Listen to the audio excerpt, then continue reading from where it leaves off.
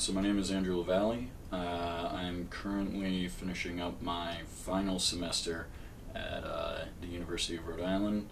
I guess you could call me a super senior because it kind of took me a little bit to figure out what I want to do, which I finally figured out was study film and political science. Well, I've been interested in political science since elementary school, actually. I can remember, I think it was either the 4th or 5th grade, and we had a mock election in elementary school where we got to vote for the 2001 candidates, George W. Bush or Al Gore. And I chose Al Gore, and in our mock election, Al Gore actually won, and ever since then I've been extremely interested in politics and kept up to date. Well, as for film, that interest actually is kind of a funny story because it really began when my dad introduced me to the movie Alien, and subsequently got me really interested in the films of director Ridley Scott, much to his dismay now, because any Ridley Scott movie that comes out, I insist that we go and see, and he enjoys them, but I think it does drive him crazy. I want to say it was a freshman year of high school or something like that. He gave it to me as a Christmas present, first off, and insisted that we watch it together. So that was one of the really special things about that movie, was that it was kind of a father-son moment. It was horrifying. It was made in 1972, I want to say, and yet despite that, and despite the fact that because eventually I researched a lot of the production of it and all that stuff, despite having the budget of a B-movie thriller, the way it was shot, the costumes, the visuals really made it seem like this A-plus monster movie, and it was that really grabbed me, the whole entire world being created on that screen, from the characters to the alien ship, the derelict, to the Nostromo, the human mining ship that gets caught up in this horrible situation. Another filmmaker who I think is a genius is Denis Villeneuve, who directed the movies Arrival.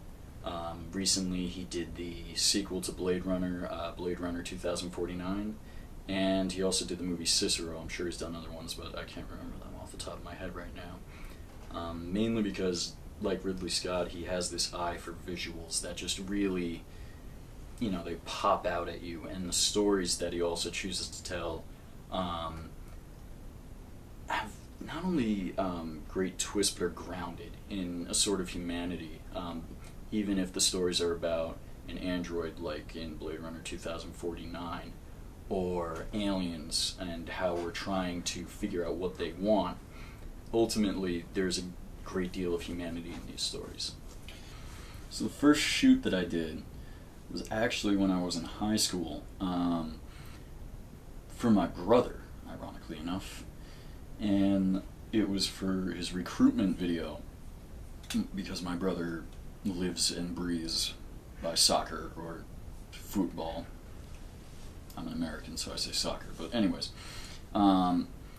he needed a video to send to recruiters at various schools, and so I went around with a Nikon handheld camcorder. There was one shot in particular I got of him kicking, or not, either he kicked the ball or he got the ball, because they can't catch it with their hands, and the way I was able to track the ball with this puny little red Nikon camcorder, I'm still proud of it to this day. So I'd say that would be probably the best moment of my first shoot. So the biggest mistake that I made in terms of shooting was a film project for one of my film classes at URI.